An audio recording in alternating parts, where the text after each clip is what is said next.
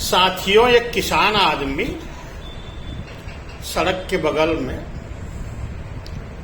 जमीन पर बैठकर रोटी ऐसे ही झूठ मूठ खाया, ऐसे ऐसे करता हाथ में और खाता और आंख बंद करके कहता, काश लहसुन मरचा धनिया की चटनी रही होती, दबा के खाता, मजा आ जाता। जितना निवाला मुंह में डालता उतनी बार वो यही कल्पना करता कि काश कुछ चटनी अचार रहा होता ना, तब मस्त दबा के खाता, एकदम तबीयत मस्त हो जाती। बगल से लोग आ रहे थे, जा रहे थे, तो एक आदमी सुना, बोला भाई क्या बोल रहे हो, जरा फिर से बोलो। बोला कुछ नहीं बाबू, मैं तो कुछ नहीं बोल रहा हूं। नहीं, कुछ तो तुम बोले हो। बोले मैं तो साहब ये बोल रहा था कि अगर कुछ चटनी नमक मरचा कुछ होता ना, तो ये रोटी जो है पेट भर के खा लेता। उस आदमी ने कहा, गधे, जब तुमको सोचना ही है तो कुछ बढ़िया सोच। तो ये नमक मर्ची अचार चटनी ये क्यों सोच रहा है? कुछ बढ़िया चीज सोच ना। मटर पनीर होता तो दबा के खाता है, रसमलाई होती दबा के खाता, मालपुआ होता तो दबा के खाता। तेरी सोच इतनी खराब, इतनी गिर गई है कि तू नमक मरचा की चटनी के लिए सोच रहा है कि अगर होता तो खाता पेट भर। बोला बाबू गरीब आदमी हूं, क्या है, इससे ज्यादा सोचने की मेरी औकात ही नहीं है। हमारे बाप दादा भी गरीबी में मर गए और मैं भी कुछ सालों के बाद इसी गरीबी में मर जाऊंगा। बाबू मैंने मालपुआ के बारे में कभी सोचा ही नहीं। साथियों, आदमी सोच तो रहा था, सोचने में कमी नहीं थी,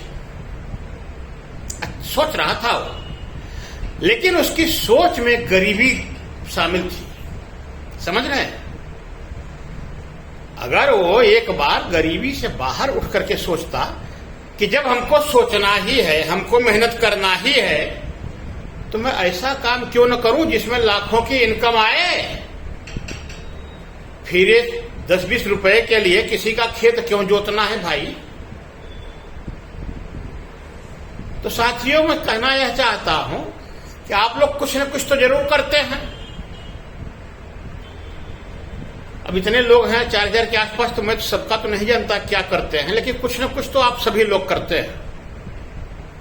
कमाई के जरिया का कोई न कोई रास्ता सबके पास है।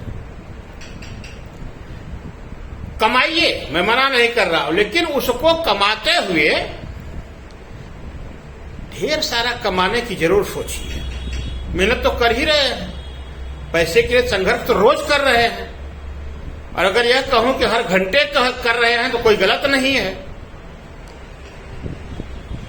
तो फिर अकूत दौलत के लिए मेहनत कीजिए ना। जो करते हैं उसे करते हुए 90 मिनट, मात्र 90 मिनट ईमानदारी से एटॉमी बिजनेस कीजिए। ये ईमानदारी आपको अपने को दिखाना है, हमको नहीं। मैं कभी जांच पड़ताल करनी थोड़ी हूं, मैं कोई अधिकारी थोड़ी हूं, न आप कोई कर्मचारी है। आपको अपने लिए, अपने बीवी बच्चों के लिए, अपने आने वाली पीढ़ियों के लिए काम करना है। अगर आप हमारे लिए काम कर रहे हैं तो आप आज से ही काम छोड़ दीजिए, एटॉमी छोड़ दीजिए, रिजाइन कर दीजिए। हमारे लिए काम मत कीजिए। भगवान की कृपा से हमारे पास सब कुछ है, और जो नहीं भी है वो मैं हासिल कर लूंगा। समझ रहे हैं? मुझे किसी चीज की दिक्कत नहीं है, भगवान ने सब कुछ खोप दिया है।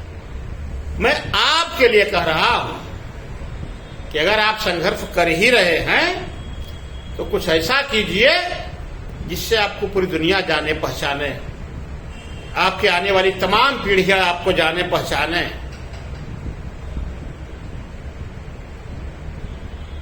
कुछ इतिहास लिखने की सोचिए। समझ रहे हैं? और अगर नहीं समझ में आया अब भी, तो मैं एक लाइन कह रहा हूं। जिस समय लॉकडाउन लगा था भारत में या पूरी दुनिया में, लॉकडाउन के समय के लाखों वीडियो यूट्यूब पर आज भी विद्यमान है। जरा सा एक दो वीडियो देख लीजिए, क्या हालत थी उस समय, कैसे लोग अपने बीबी बच्चों को लेकर के भाग रहे थे दोपहरी में, पैदल भाग रहे थे। कुछ लोग साइकिल से भाग रहे थे, कुछ रिक्शा में भाग रहे थे, कुछ मोटरसाइकिल में भाग रहे थे, कुछ गुड्स कैरियर में भाग रहे थे। कितने लोग तो टैंकरों में पकड़े गए, समझ रहे, ट्रकों में पकड़े गए। एक बार देख लीजिए क्या है। जब आप अपने से तहकीकात करेंगे ना तो आपको बेहतर जानकारियां मिलेगी।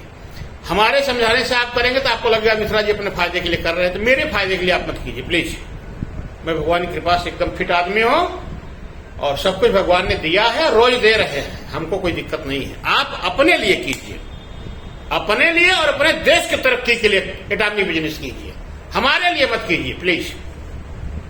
धन्यवाद साथियों।